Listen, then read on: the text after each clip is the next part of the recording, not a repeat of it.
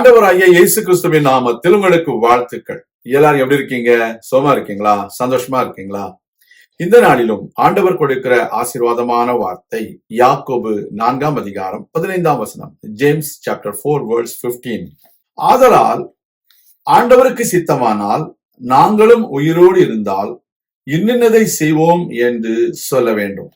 அருமையான தேவனுடைய பிள்ளைகளே, அநேக வேளைகளில் மனிதர்கள் தங்களுடைய சுயத்தினாலே அநேக காரியங்களை தாங்கள் செய்யலாம் என்று அவர்கள் நினைத்து, சாதிக்கலாம் என்று நினைத்து சவால் விடுகிறதை பார்க்கிறோம். ஆனால் ஆண்டவருடைய வார்த்தை சொல்கிறது, கர்த்தருக்கு சித்தமானால் நாம் உயிரோடு இருந்தால் என்னதை செய்வோம் என்று சொல்ல வேண்டும். Dear children of God, there are times the people, they challenge others thinking that they can do everything on their own without the help of God. But the word of God urges us to say, if it is God's will and if God gives me life, then I will do this. This is what our declaration should be.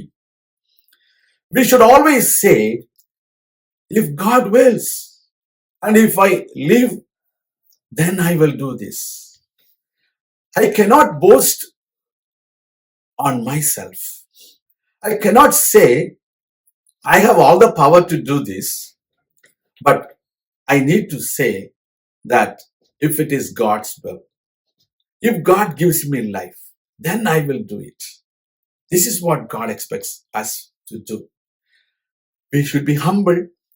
We should rely on the will of God. We should rely that the Lord will give us the life. We should live and do everything whatever God wills. This is what a believer can say to others.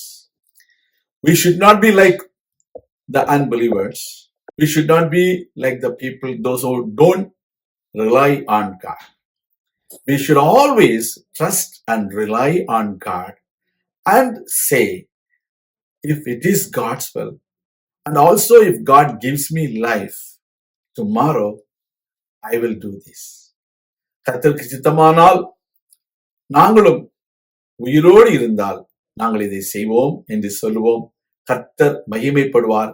கர்த்தருடைய நாமம் மகிமைப்படட்டும். நான் உங்களுக்காக ஜெபிக்கிறேன்.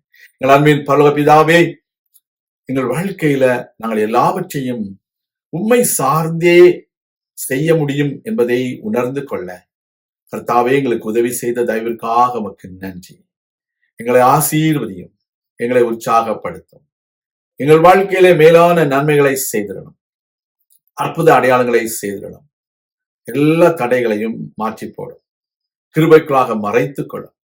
நாங்கள் உம்முடைய சித்தத்தை எப்பொழுதும் அறிந்து உம்முடைய சித்தத்தின்படி செய்யவும், நாங்கள் உயிரோடு வாழ மட்டும் எங்கள் விருப்பத்தை அல்ல, உம்முடைய விருப்பத்தை நிறைவேற்றவும் எங்களுக்கு கிருபையை தாரும். இயேசு கிறிஸ்துவின் நாமத்தில் ஜெபிக்கிறோம் எங்கள் நல்ல பிதாவே, ஆமேன். கர்த்தர் தாமே உங்களை ஆசீர்வதிப்பாராக. ஆமேன்.